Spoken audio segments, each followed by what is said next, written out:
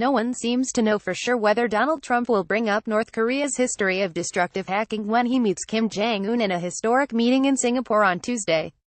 But if the two countries are going to have continued talks, it will have to come up soon, former U.S. government officials say. Other than nukes, the aspect of North Korean behavior that actually touches North America most is cyber.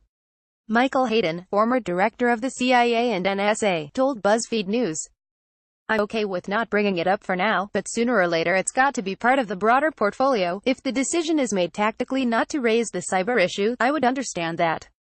Chris Painter, the former top cyber advisor for the State Department, said of Trump and Kim's initial meeting, "Though that doesn't mean it's all right. We need to make sure we follow up that this is not the only conversation we'll have with North Korea and make it clear it's unacceptable and make sure it's going to take action." The U.S. has blamed North Korea for some of the world's highest-profile cyber attacks in recent years, including creating the WannaCry ransomware worm, which locked computers around the world and caused billions of dollars in damage, and the brazen $1 million hack of the Bangladesh bank in 2016, which, had it not been for a typo, could have stolen $951 million. In 2015, President Obama sanctioned the country for hacking Sony Entertainment when the movie studio planned to release a comedy about killing Kim. So far, the White House has declined to say on the record whether it plans to bring up North Korea's cyber attacks.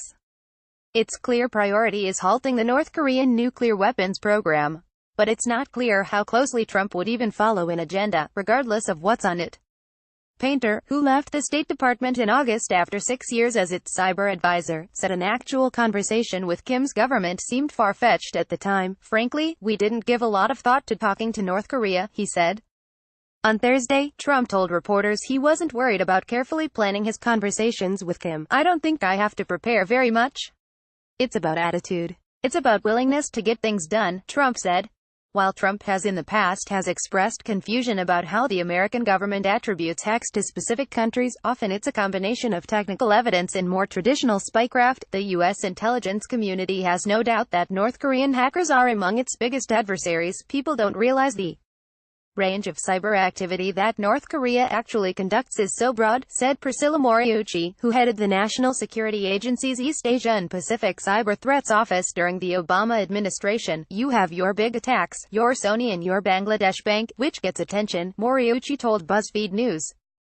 "But there's also an entrenched program of low-level cybercrime, the kind most countries prosecute, that North Korea conducts. They engage in these low-level attacks, reverse engineering video games and selling rip-off copies, writing scripts for online poker that allows them to see the cards of their opponents. Those things we consider so petty, and so low-level, those from what we can tell are moneymakers. That's part of a broader North Korean pattern," Hayden said of North Korea's efforts to simply steal money. "It's not anchored on cyber, it's anchored on the reality that this is a pathetic little gangster state that gets its hard currency through crime. It's a criminal syndicate with a flag." In February, the Office of the Director of National Intelligence placed North Korea among the biggest cyber threats the U.S. will likely face in 2018, alongside China, Iran, and Russia. On May 29, the FBI and Department of Homeland Security warned that North Korean hackers had multiple ongoing campaigns against U.S. targets such as the aerospace and financial industries. Trump said on Thursday that he planned for Tuesday's Singapore meeting to be the first of several with Kim. "I think it's not a one-meeting deal," the president told reporters. "This will be at a minimum. We'll start with, perhaps, a good relationship, and that's something that's very important toward the ultimate making of a deal.